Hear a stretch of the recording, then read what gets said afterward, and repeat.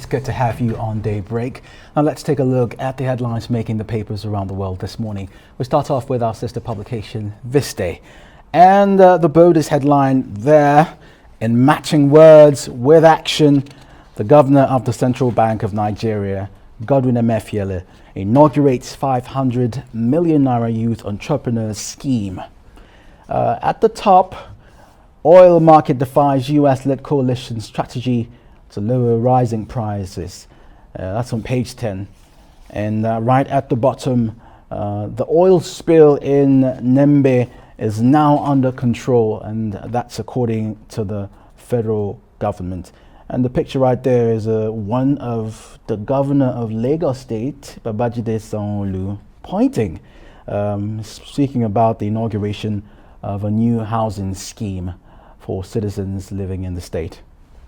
The Guardian this morning, the main headline, Buhari orders service chiefs to tackle banditry and insurgency, demands increased surveillance, patrol on the Abuja-Kaduna highway, directs them to provide adequate security during Yuletide, and hails Nigerians' emergence as VP Interpol Africa.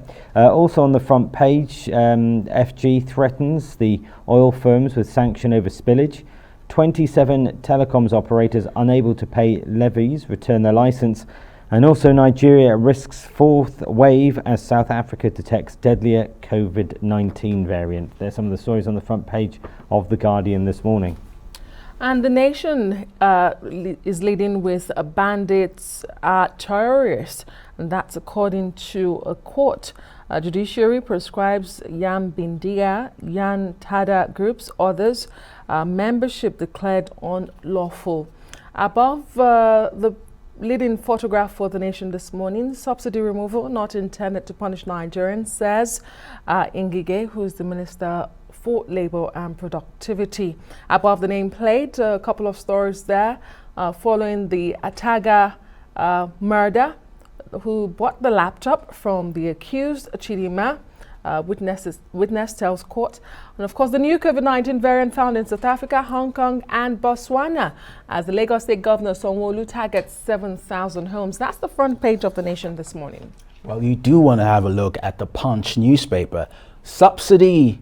Federal government may deduct 2.4 trillion naira palliative from the Federation account. Plans talks. Already, states have provided a list of 42 million beneficiaries of 5,000 naira latches monthly. At the bottom, Lagos is planning 3,400 housing units for workers. That's according to the governor, Babajide Sanwo-Olu. Right at the top, above the nameplate, feel worth 12.87 billion naira lost in 7 months. That's according to the NNPC. And the former Nigerian President Olusegun Obasanjo says Boko Haram has ready tools from today's 14 million out-of-school children. That report is on page 8. The Guardian UK now, as we look at the international papers. 6 countries on red list as COVID variant poses significant threat. South Africa flights banned as UK urged to move fast on mutation. And also MPs told to act to stop loss of life in the Channel. They are the two main stories on The Guardian UK this morning. Well, The Independent is also covering the Channel migrant crisis, carrying the story of one of the migrants, and their headline simply puts, "I know the risk. This is my only way to reach England." The Daily Express, still talking migration. UK troops to patrol French beaches. Daily Mail, in response to that headline, almost Macron's not to UK boots on French beaches. Apparently the French president said no to that, but Prime Minister Boris Johnson has ramped up pressure with 5 key demands to end the migrant tragedies. The Independent also continues a mix of that was initially the I newspaper, but now The Independent says ministers are rejecting plea for safe routes to Britain as campaigners warn focus on security will only increase the risk. Well, the Times is saying that the Prime Minister Boris Johnson wants joint patrols in France, and at the bottom it's talking about the variant, the new COVID-19 variant halts travel to Africa. So for our press preview, let's bring in Emmanuel Bello. He joins us now from our remote studio. Good morning to you, as always, Emmanuel. Let's start with this day newspaper, the main story basically is the Youth Entrepreneurs Scheme, the 500 million naira that's been inaugurated by the Governor of the Central Bank. I mean, they always say to invest in the youth. I mean, is this a sensible and wise programme that he's launched?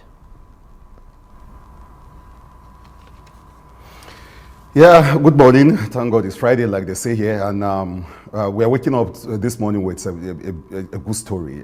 This day, after a collection of all sorts of terrible stories in the last days, we are ending the week, at least the working week, on what looks like a positive note.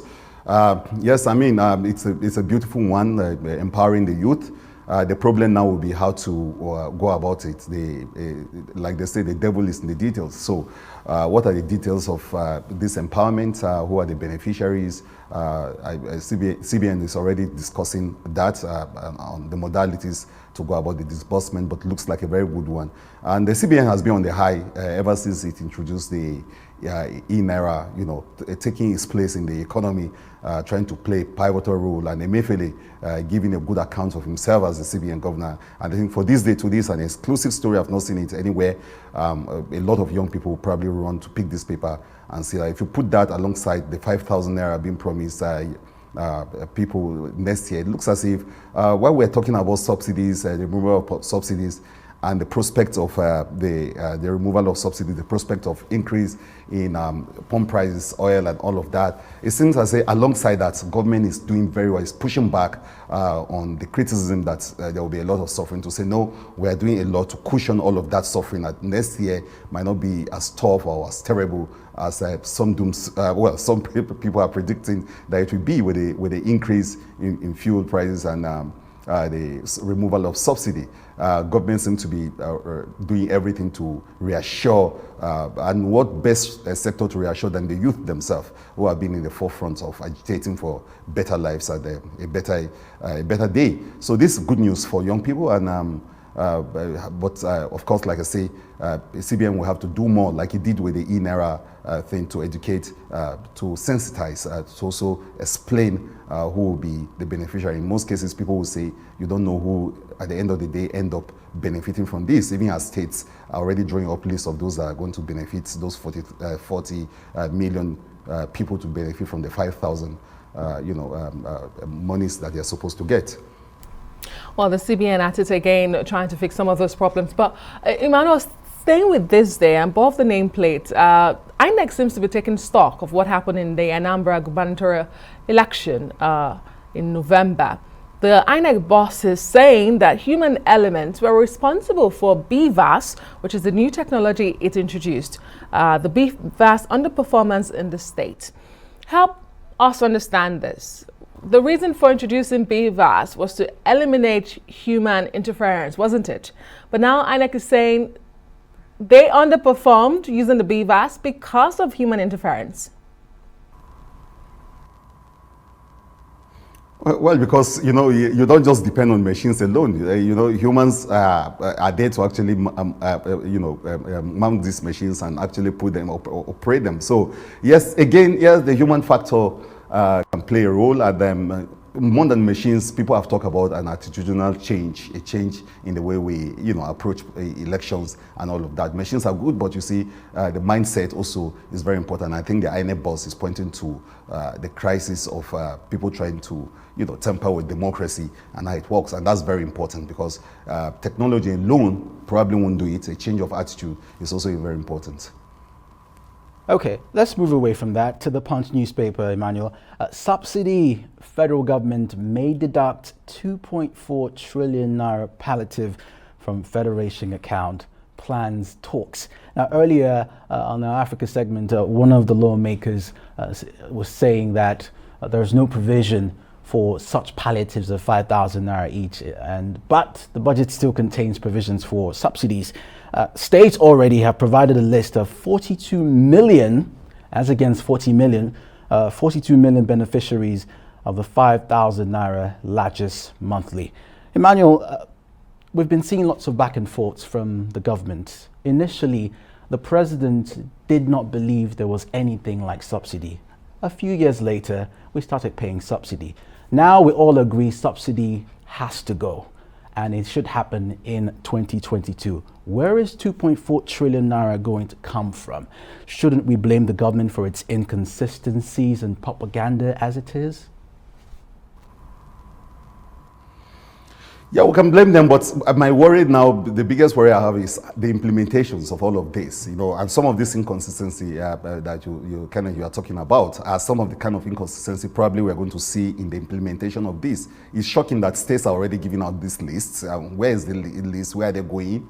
And as opposed to 40 million Nigerians and the federal government, is the federal government not in sync with the state government? Are they not working? Why do they have an overflow of 42 million people? How is this disbursement going to happen? The Minister of Finance yesterday trying to explain most of this. I think there is need for more explanations, and of course, Labour still insisting, like it's insisting even in the front page of the Punch, that look, you have to get the refineries working somehow. With Labour yesterday practically saying that this is dehumanizing. I think PDP coming out so strongly to say that they don't even like this policy in the first place. But federal government making everything, speaking to all the sides and saying, look, this is good for us. Nobody needs these subsidies. They have not been helping situation. We'll use the monies from these subsidies to do other things. And now they're also discussing how much they are going to withdraw to support those 5,000 that a lot of people will get. So next year is going to be interesting to see how the arguments for and against this removal of subsidies play out, and sadly, the Nigerian people will be the guinea pig in that lab to see how this works out. But federal government is so sure of its policies, so sure of the benefits of removal of the subsidy, and some experts too hailing the federal government and saying that this is the way to go. The problem might just be the implementations, and next year is just here before us to see how it works out. Well, I'm sure time will tell, and obviously very quickly, because 2022 is just around the corner. But I just want to refer to a story that was in The Guardian, and actually also The Guardian UK, and it's this new COVID-19 variant that's been traced from South Africa. Lots of experts are worried now that the vaccines aren't powerful enough, and this is bigger than what the vaccines are built for. Is this a perfect storm in a country like Nigeria, where there's lots of vaccine hesitancy anyway? We could see this wave of a new variant, and people thinking, well, if it's not, the vaccine's not going to do me any good, why should I bother taking it? Well, I think that would be a major concern by especially everyone that is concerned about the crisis of not just vaccines, but of course the rising variants that we are hearing. It's scary to be hearing that new variants are coming out, and then it's just next door here in South Africa. So if you think of the travels that will happen this December, probably there will be some travel, of course a lot of travel between here, South Africa. You begin to wonder if it's not even coming here, the way these things travel. So yes, those concerns are there, and I think for the federal government, it's a wake-up call to say, look, well, these things the realities of this are very clear. So we have to do something already. By next week, we'll see whether the government will pursue its policy of saying, if you don't show your evidence of some form of vaccines, you are not getting into your office. So it's a wake-up call. The variants are here, and they are so close home. I think the other African country is Botswana and South Africa. So these are two huge countries. South Africa is such a huge, and we do have relationship with all these countries. So